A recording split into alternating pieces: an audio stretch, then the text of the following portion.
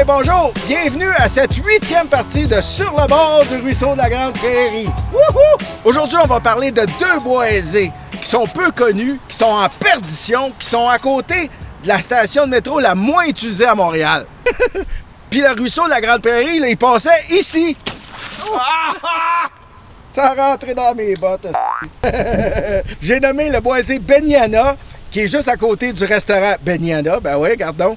Et le boisé du métro Assomption, ben là, vous aurez compris le concept, il est à côté du métro Assomption. On regarde ça tout de suite! Alors voici le bassin versant du ruisseau de la Grande Prairie. Oui, tel que vu sur les photos aériennes de 1947. On va agrandir cette section-là. À partir de la station de métro Assomption, qui est sur le boulevard du même nom, on va explorer entre la rue Sherbrooke et la rue Hochelaga. Les pyramides du village olympique sont juste là, puis ici en bas, c'est la nouvelle microbrasserie Avant-Garde. OK, on regarde ça en détail. Yes! OK. En 1947, il y avait deux coulées qui traversaient la rue Sherbrooke. Le ruisseau Fleury ici, qui allait rejoindre le ruisseau de la Grande Prairie. On va le refaire dans le présent, hein. Ah tiens, le village olympique. Ah tiens, le boisé Beniana. Et les tours luxe gouverneur. D'ailleurs, ces tours-là, ils ont été érigés en 2008. Il était supposé d'en avoir 5. Présentement, il y en a 3.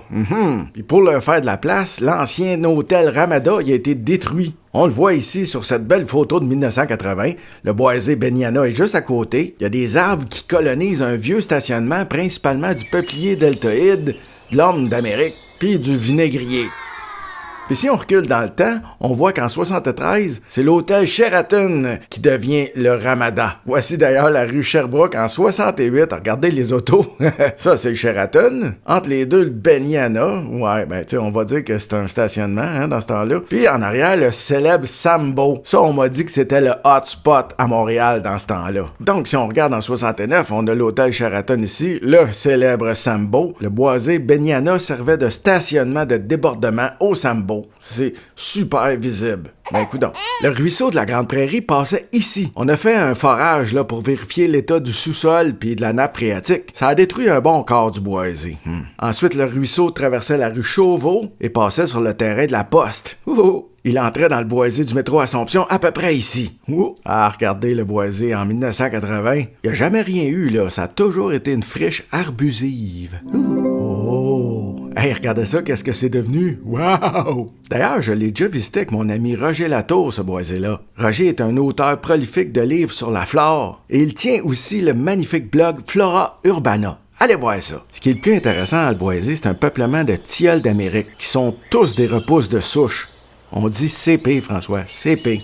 Puis au printemps, il y a même de l'érythrone, quand même, c'est pas banal. Et le ruisseau passait ici. Hein oui, à l'endroit où on a fait un forage, évidemment, on veut connaître la nature du sol. Parce qu'en 47, le ruisseau était tout de même encaissé de 2-3 mètres, ouais. Puis on a tout enterré ça, puis à l'époque, on enterrait avec du n'importe quoi. Fait qu'il y a peut-être des déchets toxiques dans le sous-sol. Puis les ancêtres des tilleuls d'Amérique sont sûrement là. Les repousses de souche, là, ils viennent de quelque part. Ils ont été coupés, puis ça a repoussé.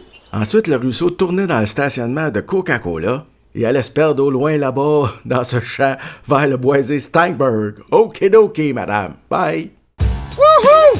Mais dites-moi, monsieur, vous vouliez pas créer un genre de parc nature avec ces boisés-là? Oui, effectivement. C'est le plan des amis du parc nature Ruisseau de la Grande Prairie. C'est après la destruction de toute la végétation sur le terrain de Raymond Logistique que j'ai créé une pétition pour essayer de sauver les boisés Beniana et du métro Assomption. Après ça, il y a eu des échanges d'informations avec Charles Bergeron du Creux Montréal, des articles dans les journaux. Hey, salut Roger! Salut! Des apparitions à la télé, des rencontres avec les politiciens. Certains ont été élus, d'autres pas. La rédaction d'un mémoire avec Julien Bourbeau pour l'Office de consultation publique à propos d'Assomption Sud. C'est important ça, Sud. Des articles web et de la radio. De rallier tout un chapelet de boisés ensemble pour créer une trame verte et bleue qui traverse Montréal. Ah, c'est ça.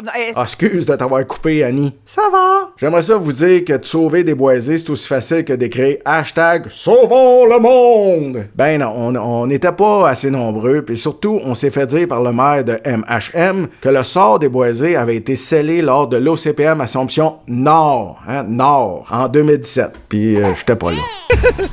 Ben là, allez-vous nous le dire, qu'est-ce qu'ils veulent construire, ces boisés-là, monsieur? Ben oui. sur le boisé du métro Assomption, des tours à condos. Non, mais il va y avoir aussi des logements sociaux, jusqu'à 16%, qui vont être concentrés pas mal ici. Le reste, c'est condos, magasins. Des tours de 10-12 étages quand même. D'ailleurs, dans la présentation des propriétaires et promoteurs, on pousse jusqu'à prévoir tout le quartier, puis c'est vraiment triste. Sur le boisé Beniana, un centre de réadaptation et encore des tours condos, magasins. Là, il faut comprendre qu'on n'est pas contre le développement immobilier, là, mais peut-être pas sur des boisés, tu sais. Donc, on a amené l'idée de faire un échange avec un terrain de la ville, la cour Chauveau, qui servira plus éventuellement. Sinon, il y a beaucoup de terrains vacants dans le quartier, là, qui sont pas des boisés, puis on pourrait construire dessus à la place. Alors, on a retroussé nos manches, puis on est reparti au combat. Ouais, cette fois-là, les propriétaires et promoteurs nous ont présenté le projet, là, ça a brassé en tabarouette, la salle était pleine, c'était malade. Ça a encore passé dans les journaux, puis ça a encore passé à la radio, puis on est retourné encore au combat, puis encore, puis encore. S'il y avait eu une réelle volonté de la part des élus de Projet Montréal de sauver les boisés, ça aurait été fait. Puis oui, le maire Lessard Blais s'est excusé publiquement au moins 3 fois de rien pouvoir faire. C'est lorsque la mairesse Plante est venue nous voir pour nous parler de logements sociaux dans l'Est que là, j'ai compris. Projet Montréal les veut mordicus, leurs logements sociaux, pour enfin arriver au pourcentage qu'ils avaient promis aux dernières élections.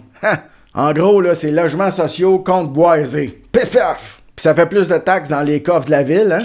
Parce que des entreprises comme Coca-Cola et Natrel, ça paye jamais autant de taxes que des tours de 12 étages remplis de condos. Hein? C'est logique. Puis moi, en dernier recours, j'ai même refait les plans des proprios et promoteurs parce qu'il va y avoir une zone verte publique ici. Mais habituellement, là, on coupe tout, là, puis on plante en ligne droite. Ce que je propose, là, c'est de conserver un bout de boisé, le fameux groupe de tilleuls d'Amérique, juste là, et d'ouvrir le concept là, pour que ça soit moins imposant de la rue. C'est vraiment bizarre, là. Dans l'inventaire du couvert végétal commandé par le proprio des boisés, on parle pas du tout des tilleuls d'Amérique, mais de tilleuls à petites feuilles. C'est bizarre, ça, c'est vraiment bizarre. Pour les avoir étudiés, là, ça ne sont pas du tout des tilleuls à petites feuilles.